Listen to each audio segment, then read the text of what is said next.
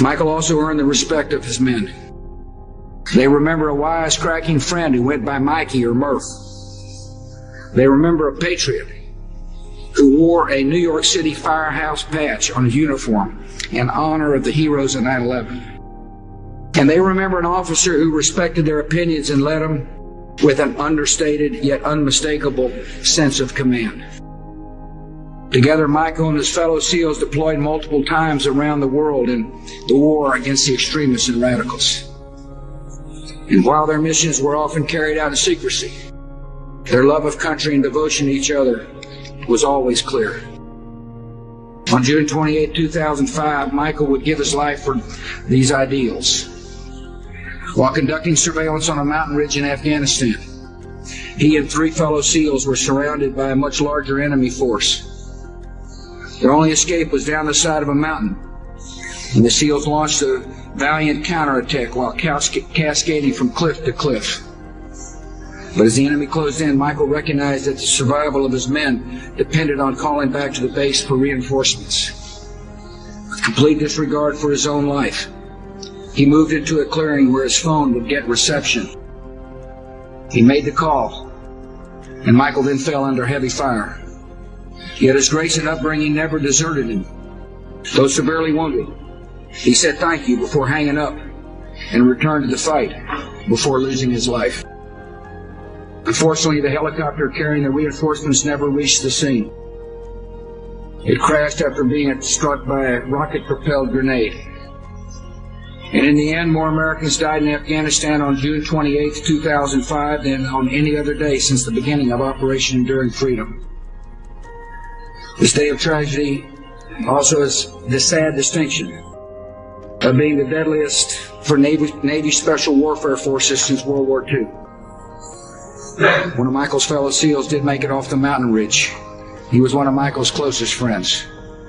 Petty Officer Marcus Luttrell of Texas, author of a riveting book called Lone Survivor, put it this way: Mikey was the best officer I ever knew, an iron-souled warrior of colossal and almost unbelievable courage in the face of the enemy. For his courage, we award Lieutenant Michael Murphy the First Medal of Honor for combat in Afghanistan. And with this medal, we acknowledge a debt that will not diminish with time and can never be repaid. Our nation is blessed to have volunteers like Michael, who risk their lives for our freedom.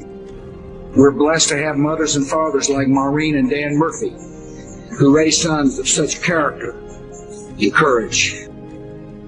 And we're blessed with the mercy of a loving God, who comforts all those who grieve. And now I ask Michael's parents to join me on stage, and the military aide will read the citation.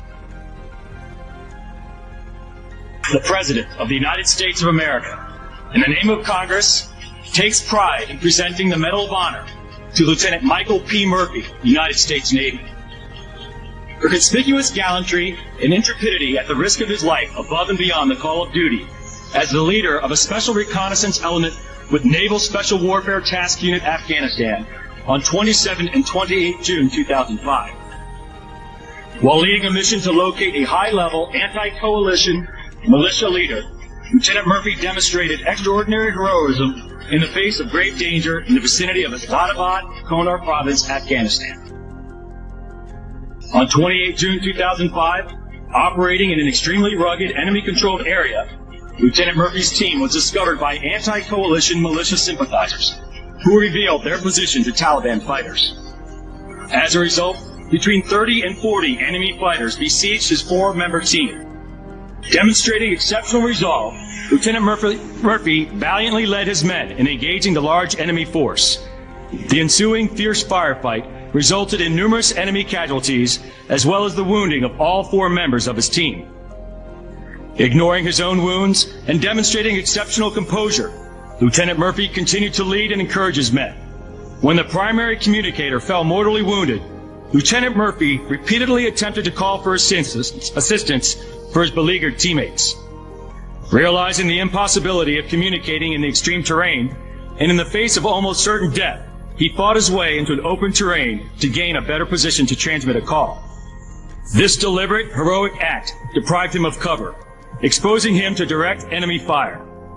Finally achieving contact with his headquarters, Lieutenant Murphy maintained his exposed position while he provided his location and requested immediate support for his team. In his final act of bravery, he continued to engage the enemy until he was mortally wounded, gallantly giving his life for his country and for the cause of freedom. By his selfless leadership, courageous actions, and extraordinary devotion to duty, Lieutenant Murphy reflected great credit upon himself and upheld the highest traditions of the United States Naval Service. Follow your passion first. When I retired from the game, I sat there asking kind of all the wrong questions. What's the biggest industry I can get into? And it's all the wrong stuff. And you got to sit there and ask yourself, okay, what am I truly passionate about? What do I enjoy doing? And when you feel that way, honestly, you feel like you have never worked a day in your life. It's the most fun thing in the world. You get up in the morning excited about what you're doing. And you got to be really honest with yourself about it. If you wake up in the morning and you're dreading going to work, dude, do something else.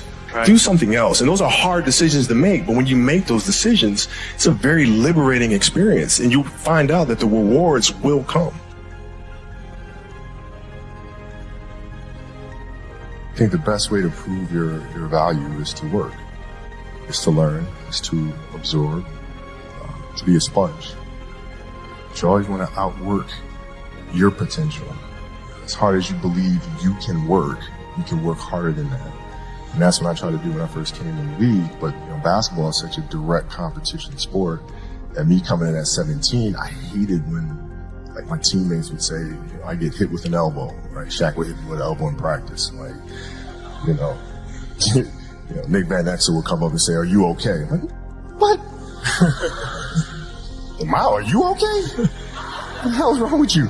So I always had that extra chip on my shoulder. So every day in practice for me was really trying to annihilate everybody that I was playing against. Because I wanted to prove you don't need to babysit me.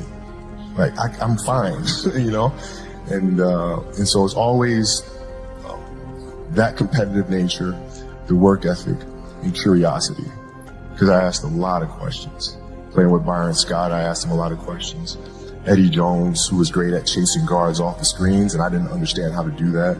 I would sit with him before practice, after practice. Magic, all the Laker greats, I would always sit down and just ask them questions about certain games that I studied growing up. What actually happened there? What did you feel there? Why? If your job is to try to be the best basketball player you can be, right? To do that, you have to practice, you have to train. Right? You want to train as much as you can, as often as you can. So if you get up at 10 in the morning, train at 11, right? 12, say 12, train at 12, train for 2 hours, 12 to 2. You have to let your body recover. So you eat, recover, whatever. You get back out, you train, start training again at 6. Train from 6 to 8, right? And now go home, you shower, you eat dinner, you go to bed, you wake up, you do it again, right? Those are 2 sessions. Right? Now imagine you wake up at 3, you train at 4. You go 4 to 6, come home, breakfast, relax, blah, blah, blah. Now you're back at it again, 9 to 11, right? You relax, and now all of a sudden you're back at it again, 2 to 4. Now you're back at it again, 7 to 9. Look how much more training I have done by simply starting at 4, right? So now you do that, and as the years go on, the separation that you have with your competitors and your peers just grows larger and larger and larger and larger and larger. By year 5 or 6, doesn't matter what kind of work they do in the summer, they're never going to catch up because they're 5 years behind. Right? So it makes sense to get up and start your day early because you can get more work. If I start earlier, I can train more hours. And I know the other guys aren't doing it because I know what their training schedule is. Right? So I know if I do this consistently over time, the gap's just going to widen and widen, and they won't be able to get that back. So to me, it was just common sense. I'm thinking, how can I get an advantage? Well, start early. Let's do that.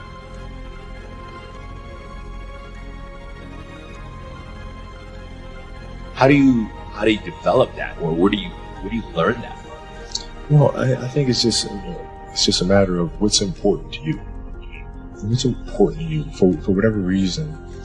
I felt like I didn't feel good about myself if I wasn't doing everything I could to be the best version of myself.